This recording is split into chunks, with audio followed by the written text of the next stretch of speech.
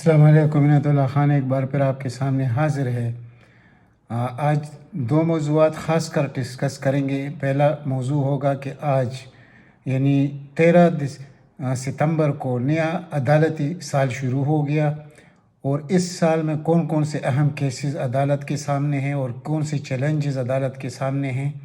دوسری بات کریں گے جو سب انتہائی ضروری ٹاک آف دی ٹاؤن جو بات ہے آج کل، وہ چیف الیکشن کمشنر راجہ سلطان ہے، اس پر بات کریں گے کہ اس کے مقاصد کیا ہے اس نظام کو گرانے میں اور اس وزیر اعظم کو ناکام بنانے کے لیے اس نے کیا قصد کیا ہوا ہے اور حکومت اس کے خلاف کیا کرنے والی ہے، اور اب جو اس کے خلاف ایک کیس بننے جا رہا ہے، سپریم کورٹ نے سننا ہے اس کیس کو، اس پہ بات کریں گے۔ تو آئیے پہلے بات کرتے ہیں اس عدالتی سال پر جو نیا عدالتی سال سے شروع ہوا ہے، یہ اگلے ستمبر 2022 تک چلے گا۔ تو اس دوران کیا کچھ ہوگا اور کیا امیدیں ہیں، تو اس پہ بات کرتے ہیں۔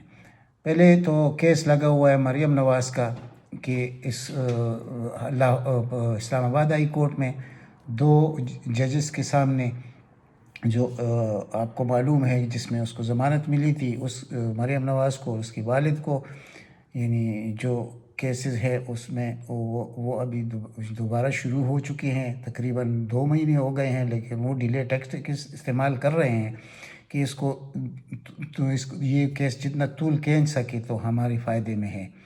تو اس کا مقصد کیا ہے طول کھینچنے میں، اس پہ ہم بات کرتے ہیں۔ یعنی کہ اس کو اس وقت تک کے لیے لنگر آن کیا جائے کہ جب تک قاضی فائز عیسیٰ پاکستان کے چیف جسٹس نہیں بنتے۔ تو ابھی اس نے کہا ہے کہ میرے حق بنتا ہے کہ میں ایک اور اپلیکیشن دائر کروں اپنے کیس میں۔ یعنی دیکھیں کبھی وہ اپلیکیشن داخل کرنے کی بات کرتی ہے تاکہ اس پر عدالت کا وقت ضائع ہو اور ان کا کیس لمبا ہوتا جائے۔ دوسری طرف وہ کبھی اس کا وکیل نہیں آتا، کبھی وہ خود بیمار پڑ جاتی ہے، کبھی کوئی اور بہانہ تھا کہ ہر تاریخ جو ہے طویل سے طویل ہوتا جائے اور جو بالکل حقائق تک بات نہ پہنچی جائے، خواہ یہ انہوں نے دوبارہ کنویکٹ ہونا ہے یا بری ہونا ہے۔ تو کنویکشن کے چانسز تو 80% ہے، اور اگر قاضی فائز عیسیٰ آئیں گے تو پھر تو کوئی اور سچویشن بنے گا اور اس وقت تک یہ کیس چلے گا۔ تو امید تو یہی ہے کہ یہ ان دو ججز صاحبان کے سامنے جو کیس لگا ہوا ہے یہ پہلے ختم ہو جائے گا اس کے آنے سے پہلے۔ اور یہ تو کل کی بات کسی کو معلوم نہیں ہوتی، تو ابھی 1.5 سال بعد جب قاضی فائز عیسیٰ صاحب آئیں گے تو اس وقت دنیا کی کیا حالات ہوں گے، پاکستان کی سیاسی حالات کیا ہوں گے اور عدالتی مشکلات میں کتنا اضافہ ہوگا۔ بار کونسل اور بار ایسوسییشن نے جو مشکلات کھڑی کی ہیں اس میں سے کیا نکلے گا، کیونکہ ابھی 2 ججز کی ویکنسیز خالی ہے۔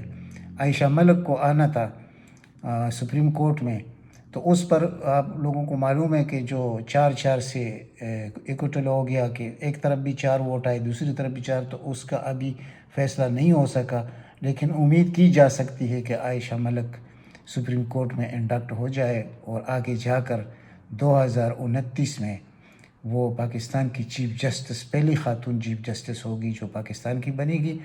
تو اس کے خلاف ابھی جو کچھ ہوا آپ لوگوں نے اپنے آنکھوں سے دیکھا کہ بار کونسل نے اور بار ایسوسییشن نے جو ہنگامہ کھڑا کیا کہ یہ جونیئر اور سینئر کا جو اصل مقصد تو آئین میں وہ لکھا ہوا ہے کہ جس کی کیپیبلٹی ہے، جس کی جتنی قابلیت ہے اس شخص کو انڈکٹ کیا جائے گا سپریم کورٹ میں۔ ہائی کورٹ سے سینیارٹی کا تو ادھر کوئی مطلب ہے ہی نہیں، لیکن ان کو بھی معلوم ہے، ان وکلا تنظیموں کو بھی یہ سب کچھ پتہ ہے، لیکن صرف عمران خان دشمنی میں وہ یہ سب کچھ کر رہے ہیں۔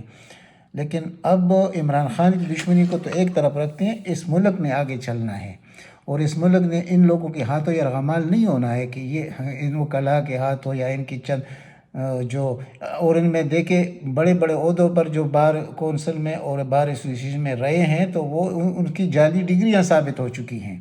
اور اب جو جسٹس ثاقب نثار صاحب نے جو کیس دیا تھا جعلی ڈگریوں والا، اس میں تو کنویکشن ہونے والی ہے بڑے بڑے عہدیداروں کی۔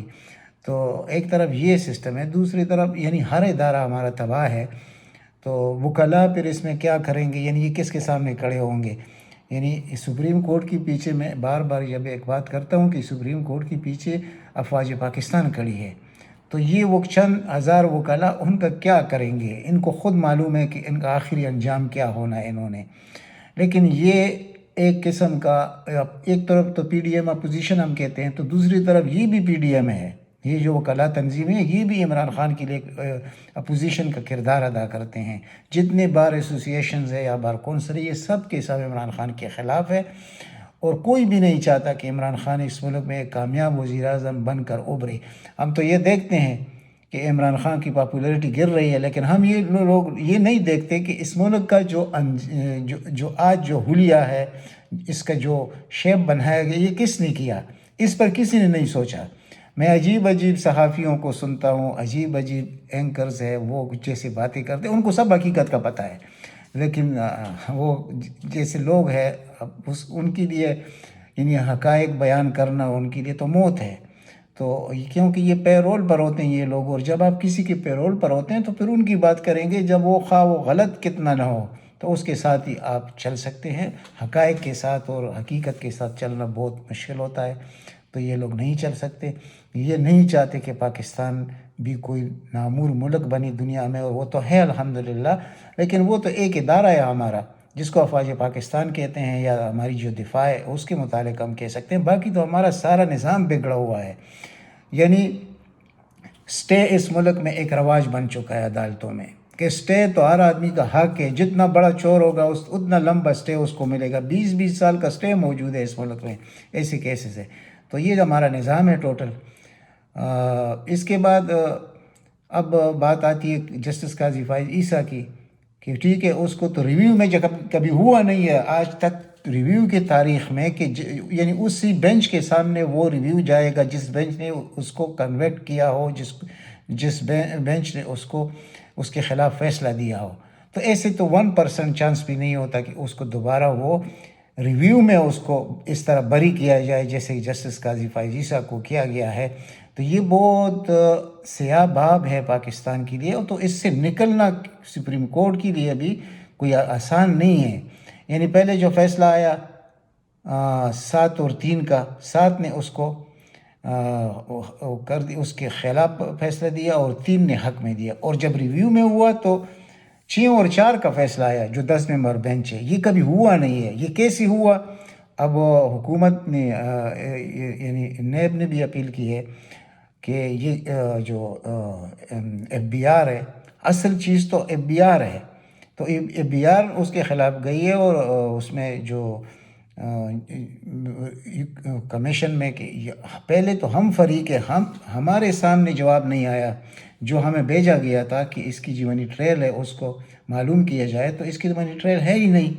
تو یہ لاکھوں پاؤنڈ جو گئے ہیں لندن میں ایک ایسے شخص کی یا اس کی اہلیہ کی یا اس کے بچوں کی کہ جن کے آمدن کا کوئی وہ ذریعہ نہیں ہے اس وقت.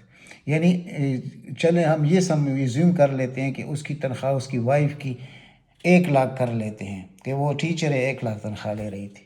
دوسری طرف قاضی فائز عیسیٰ جب سے چیف جسٹس بنے تھے لاہور بلوچستان ہائی کورٹ کی، تو اس کی کتنی تنخواہ تھی؟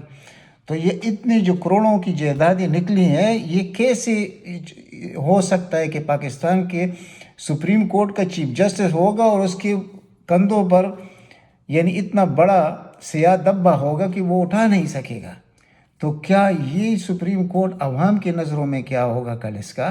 تو اس کا فیصلہ ہونا ہے. ابھی جو چیمبر اپیل داخل کی گئی ہے ابھی تک یعنی جو ڈیٹیل فیصلہ ہے وہ آیا نہیں ہے. جب ڈیٹیل فیصلہ آئے گا تو چیمبر اپیل بھی سنا جائے گا. تو یہ بہت اہم چیزیں ہیں جو اس سال ہونے والی ہیں. وہ جسٹس فائز عیسیٰ کا ہے، بہت مشہور کیس یہ جو شریف خاندان کا کیس ہے، خاص کر مریم کا، کہ مریم اگر بری ہوتی ہے تو پھر وہ الیکشن بھی لڑ سکتی ہے اور پھر ایم این اے بھی بن سکتی ہے، یہ بھی ہے. اور اگر نہیں تو سیدھی جیل جائے گی اسلام آباد ہائی کورٹ سے. لیکن آخری فیصلہ آئے گا سپریم کورٹ میں. تو سپریم کورٹ میں اس کو انہوں نے لنگران کرنا ہے کہ جتنا طویل اس کو کھینچا جائے. تو جب تک قاضی فائز صاحب نہیں آئیں گے تو ایک یہ اس کے سامنے بہت بڑا چیلنج ہے. دوسرا جو جعلی ڈگریوں والا مسئلہ ہے وکلا کا، وہ بھی ایک مسئلہ ہے. اب آتے ہیں، بات کریں گے چیف الیکشن کمشنر کی. چیف الیکشن کمشنر نے اپنے پیر پہ خود کلاڑی ماری ہے. اس کا یہ خیال ہے کہ میں نے یعنی وہ اس نے جو کچھ ہوا، یعنی اعظم سواتی نے جو بیان دیا چلو ٹھیک ہے، ہم سمجھ لیں گے کہ اس نے غلط کیا تو وہ، لیکن وہ تو ایک فریق بن چکا ہے الیکشن کمیشن، اور خاص کر جو چیف الیکشن کمشنر ہے، اس نے تو اس نظام کو گرانے کی کوشش کی ہے اور کر رہا ہے اس وقت، لیکن وہ اس میں کامیاب نہیں ہو سکتا۔ اور دوسرا، فواد چودھری کے خلاف بھی جو آج ہنگامی اجلاس ہوا ہے الیکشن کمیشن میں، تو اس پہ بڑا غور کیا گیا ہے کہ ہم کس کس کے خلاف ایکشن لیں۔ آپ کیا لیں گے ایکشن؟ آپ تو خود ابھی نرغے میں آ چکے ہیں، آپ بن نہیں سکتے تھے چیف الیکشن کمشنر۔ آپ کے خلاف جو ابھی سپریم کورٹ میں سنا جائے گا کیس، جو ایک عام وکیل نے آپ کے خلاف کیا ہے، کہ یہ کیسے 18 اور 20-21 گریڈ کا آدمی کیسے بیوروکریٹ جو ہے ابھی پاکستان میں ایسے نہیں ہوا، آپ کیسے چیف الیکشن کمشنر بن سکتے ہیں؟ تو یہ ظاہر ہے اس بینچ میں کون کون ہوں گے؟ اس میں جسٹس منصور علی شاہ ہوں گے، چلو وہ تو اس کی طرف ہو جائیں گے، وہ تو معلوم چیز، اب تو ججز بھی معلوم ہے کہ کس پارٹی کا ہے اور یہ کس پارٹی کا ہے۔ دوسرے جناب عمر عطا بندیال صاحب ہے، اور محمد علی مظہر صاحب ہے، تو انشاءاللہ فیصلہ اچھا آئے گا، اتنا میں کہہ سکتا ہوں۔ اس چیف جسٹس کے خلاف زبردست فیصلہ آئے گا۔ یہ میں اس پہ یہ نہیں کہتا کہ اس کو ساتھ کیا ہوگا، لیکن اب جو قانون ہے ہی نہیں، یعنی ایک سپیریئر ادارہ موجود ہے، سپریم کورٹ کے جسٹس ہوتے ہیں عموماً، تو آپ کہاں سے آ گئے؟ ایک بیوروکریٹ 19-20 گریڈ کا بیوروکریٹ آ کر چیف الیکشن کمشنر کیسے بن سکتا ہے؟ تو یہ معلوم ہو جائے گا انشاءاللہ۔ تو کہاں یہ گرانے چلا ہے عمران خان کو، اور اس کے ساتھ اتنا ہوش بھی نہیں ہے کہ بھائی ٹھیک ہے، عمران خان کی ٹیم کی بہت بڑی بڑی غلطیاں ہیں، جس کا ہم نے پی ٹی آئی نے خمیازہ بھگت بھی لیا یہ کنٹونمنٹ بورڈ کے الیکشن میں، کیونکہ تنظیم سازی نام کی کوئی چیز نہیں ہے، ٹیم صحیح نہیں ہے، اور پھر اوپر سے پنجاب کا وزیر اعلیٰ عثمان بزدار، کتنا بڑا ظلم ہے، یعنی خود پی ٹی آئی کے ساتھ، پی ٹی آئی کے سپورٹر کے ساتھ، اس ملک کے ساتھ کتنا بڑا ظلم ہے۔ اور جس نے کیا ہے، جس نے یہ لگایا ہے، جس کی وجہ سے یہ لگا ہے، اللہ کا قہر اس پہ نازل ہوگا۔ یہ 12 کروڑ عوام کا صوبہ ہے، یہ کوئی مذاق نہیں ہے۔ پنجاب آدھے پاکستان سے زیادہ ہے، اور اس کے ساتھ یہ ظلم ہوگا کہ اس کا وزیر اعلیٰ ہوگا عثمان بزدار۔ یعنی میں نے کل کسی محفل میں کہا تھا کہ جس آدمی کو سواری نہیں آتی، اس کو آپ یعنی سواری کے مقابلے میں بیچتے ہیں کہ یہ ہیرو بنے گا اور یہ ریس جیت کے دکھائے گا، ایسے نہیں ہو سکتا، یہ کبھی نہیں ہوگا۔ تو اب حکومت کے کورٹ میں ہے گیند کہ انہوں نے اس عثمان بزدار کو بدلنا ہے یا نہیں، یعنی 3 سال تو ضائع ہو گئے، اب آخری یہ سال ہے، اس سال میں ڈیلیوری دینی ہے، اگلا سال تو پھر الیکشن کا سال شروع ہو جائے گا، تو اس میں جو ڈیلیوری چاہیے وہ تو ابھی عثمان بزدار سے توقع کوئی نہیں ہے۔ اس الیکشن کے بعد تو وہ ختم ہی ہو گیا، وہ کہ وہ وسیم اکرم پلس بنے گا، یہ کیا ہے بھائی؟ اور جس نے اس کی، مجھے پوری بات کا علم ہے، جس نے اس کو لگایا، کس کی وجہ سے لگا، احسن جمیل گجر کون ہے، اس کا والد کون ہے، کس نے سفارش کی ہے، کس کو سفارش کی ہے، کس طرح لگا ہے، یہ بہت بڑا ظلم ہوا ہے۔ خود عمران خان کے ساتھ بہت بڑا ظلم کیا ہے جس انسان نے یہ کام کرایا ہے اس بزدار کو۔ اب اس کا پی ٹی آئی سے تعلق کیا ہے؟ یعنی 2 مہینے پہلے الیکشن میں آ کے پی ٹی آئی میں شامل ہوتا ہے، پھر وہ اس کی، چلو وہ بھی ہم مان لیتے ہیں کہ 2 مہینے پہلے آئے تھے تو کوئی بات نہیں، لیکن ڈیلیوری کہاں دے گا؟ وہ کر ہی نہیں سکتا، یہ اس کا کام نہیں ہے۔ تو اب تک اتنا ہی، انشاءاللہ ملتے اگلی ولاگ میں۔ اللہ تعالیٰ آپ سب کو اپنے حفظ و امان میں رکھے۔ والسلام۔